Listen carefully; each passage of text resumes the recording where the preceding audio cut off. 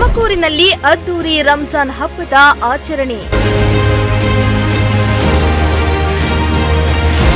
ಸಾಮೂಹಿಕವಾಗಿ ಪ್ರಾರ್ಥನೆ ಸಲ್ಲಿಸಿದ ಮುಸ್ಲಿಂ ಬಾಂಧವರು.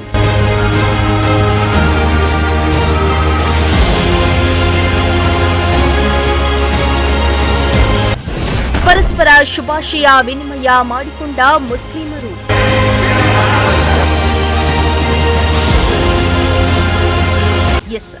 ಇಂದು ವಿಶ್ವಾದ್ಯಂತ ಮುಸ್ಲಿಂ ಬಾಂಧವರ ಪವಿತ್ರವಾದ ಹಬ್ಬವಾದ ರಂಜಾನ್ ಹಬ್ಬದ ಸಂಭ್ರಮ ಸಡಗರ ಜೋರಾಗಿದೆ. ಪವಿತ್ರ ರಂಜಾನ್ ಮಾಸದಲ್ಲಿ ಒಂದು ತಿಂಗಳ ಕಾಲ ಉಪವಾಸ ಆಚರಿಸಿದ್ದು, ನಿನ್ನೆ ಉಪವಾಸವನ್ನ ಕೈಬಿಟ್ಟಿದ್ದು, ಇಂದು ಜಗತ್ತಿನಾದ್ಯಂತ ರಂಜಾನ್ ಹಬ್ಬವನ್ನ ಆಚರಣೆ ಮಾಡುತ್ತಿದ್ದಾರೆ.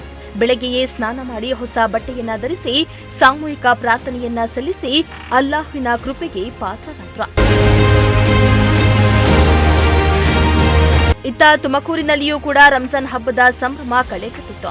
ನಗರದ ಈದ್ಗಾ ಮೈದಾನದಲ್ಲಿ ಸೇರಿದ ಸಾವಿರಾರು ಮುಸ್ಲಿಂ ಬಾಂಧವರು ಸಾಮೂಹಿಕ ಪ್ರಾರ್ಥನೆಯನ್ನ ಸಲ್ಲಿಸುವ ಮೂಲಕ ಅಲ್ಲಾಹ್ವಿನ ಕೃಪೆಗೆ ಪಾತ್ರರಾದ್ರು.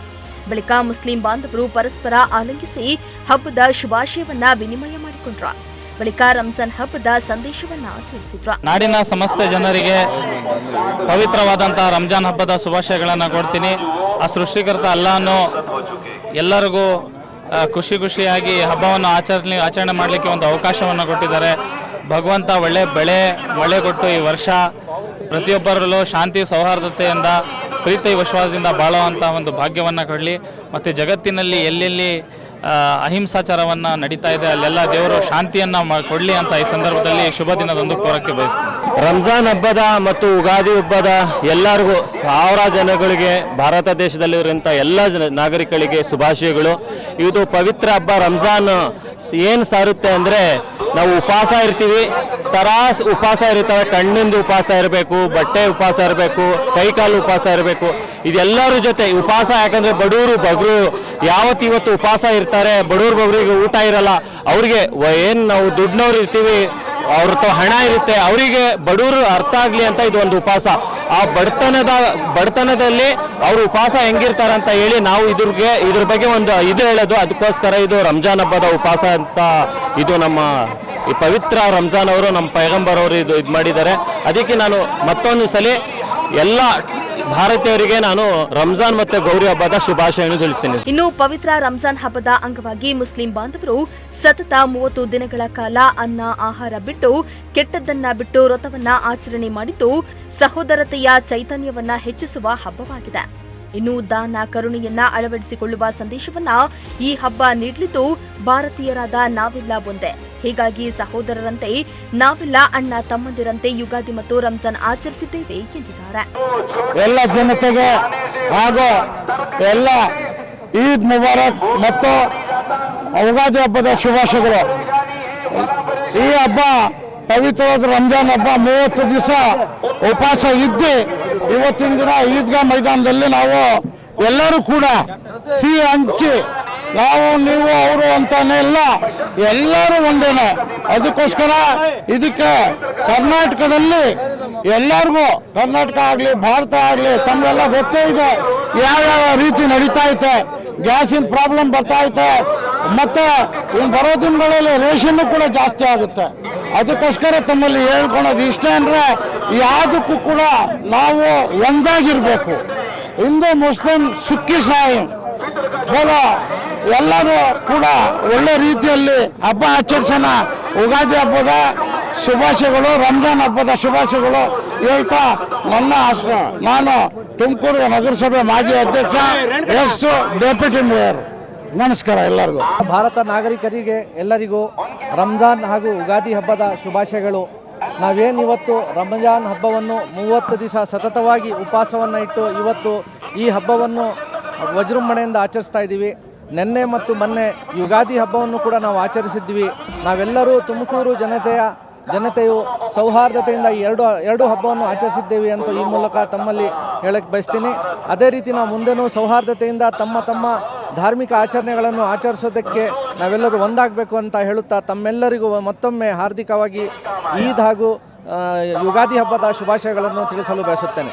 ಇನ್ನು ತುಮಕೂರಿನ ಈದ್ಗಾ ಮೈದಾನದಲ್ಲಿ ಮುಸ್ಲಿಂ ಬಾಂಧವರ ಪ್ರಾರ್ಥನೆಯಲ್ಲಿ ಭಿತ್ತಿಪತ್ರ ಗಮನ ಸೆಳೆದಿತ್ತು.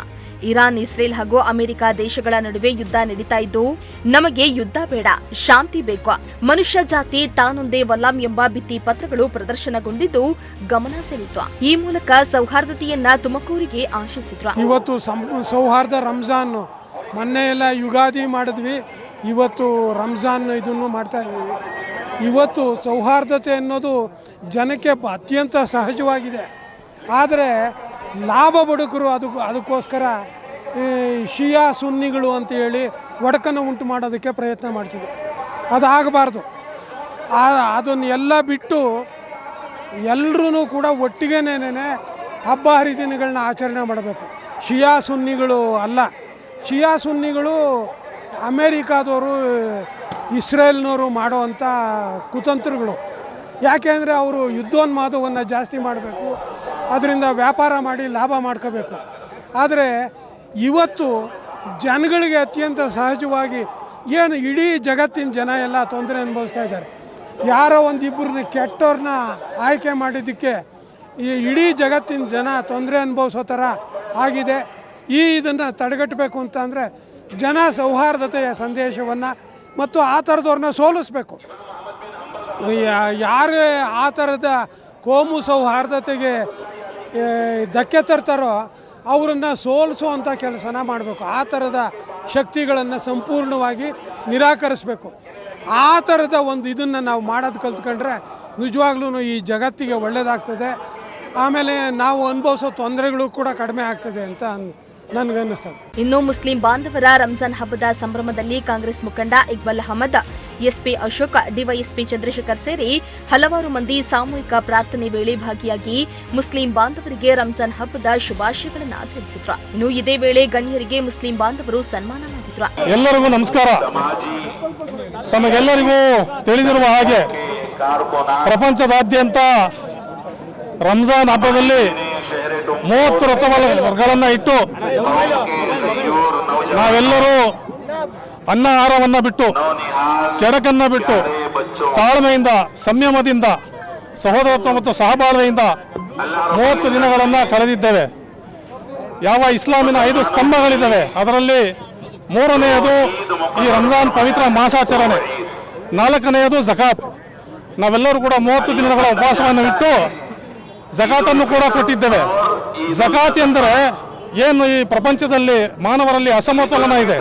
ಬಡವರು, ಬಡವರು, ವಿಧವೆಯರು, ಅವಶ್ಯಕತೆ ಇರೋರು, ಮತ್ತೆ ಇನ್ನೊಂದು ಕಡೆ ಸಂಪತ್ತುಳ್ಳವರು, ನಿರ್ಗತಿಕರಿಗೆ ತಮ್ಮ ದುಡಿಮೆಯ 2% ಝಕಾತನ್ನು ನೀಡಿ ಅವ್ರಿಗೂ ಕೂಡ ನಮ್ಮ ಜೊತೆ ಸಮಪಾಲಿನ ಸಮಬಾಳು ಒದಗಿಸಿಕೊಡುವಂಥದ್ದು ಈ ರಂಜಾನ್ನ ಧ್ಯೇಯ.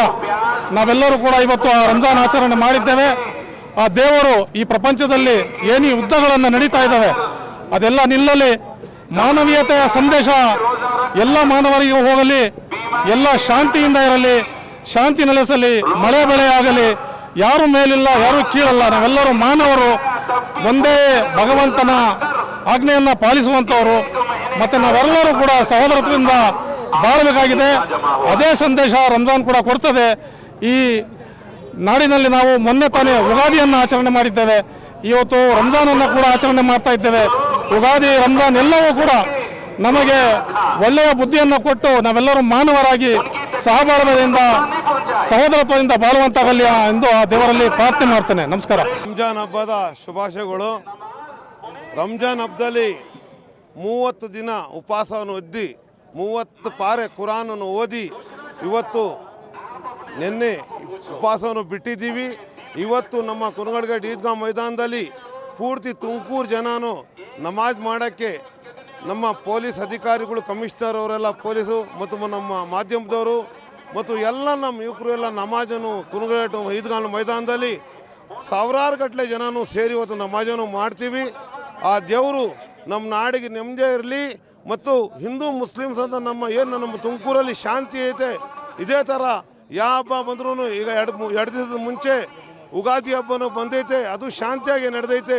ಈ ರಂಜಾನ್ ಹಬ್ಬನೂ ಶಾಂತಿಯಾಗಿ ನಡೀಲಿ ಅಂತ ಈ ನಮ್ಮ ಆ ದೇವ್ರತ ನಾವು ಬೇಡ್ಕೊಳ್ಳೋದೇನೆಂದರೆ ಮಸೀದಿಲಿ ನಮಾಜಲ್ಲೇ ಆಗಲಿ, ದೇವಸ್ಥಾನದಲ್ಲೇ ಆಗಲಿ ನಮ್ಮ ತುಮಕೂರಲ್ಲಿ ನೆಮ್ಮದಿಯಾಗಿರಲಿ, ನಮ್ಮ ತುಮಕೂರು ಶಾಂತಿಯಾಗಿರಲಿ ಅಂತ ನಾನು ಆ ದೇವ್ರ ತಾವ ನಾನು ಮನವಿ ಮಾಡ್ಕೊಳ್ತೀನಿ. ಇದು ನಮ್ಮ ಮಾಧ್ಯಮದವ್ರಿಗೆ ಎಲ್ಲರಿಗೂ ನಮಸ್ಕಾರ ಹೇಳ್ತಾ ಮಾತನ್ನು ಮುಗಿಸ್ತಾ ಇದ್ದೀನಿ. ಒಟ್ನಲ್ಲಿ ಮುಸ್ಲಿಂ ಬಾಂಧವರ ಪವಿತ್ರ ಹಬ್ಬವಾದ ರಂಜಾನ್ ಆಚರಣೆ ತುಮಕೂರಿನಲ್ಲಿ ಜೋರಾಗಿತ್ತು. ಸಾಮೂಹಿಕ ಪ್ರಾರ್ಥನೆಯ ಬಳಿಕ ತಮ್ಮ ತಮ್ಮ ಮನೆಗಳಿಗೆ ತೆರಳಿ ತರತರಹದ ಸಿಹಿಯನ್ನ ಸವಿದು ಖುಷಿಪಟ್ರು. Bureau report, Prajashakti TV.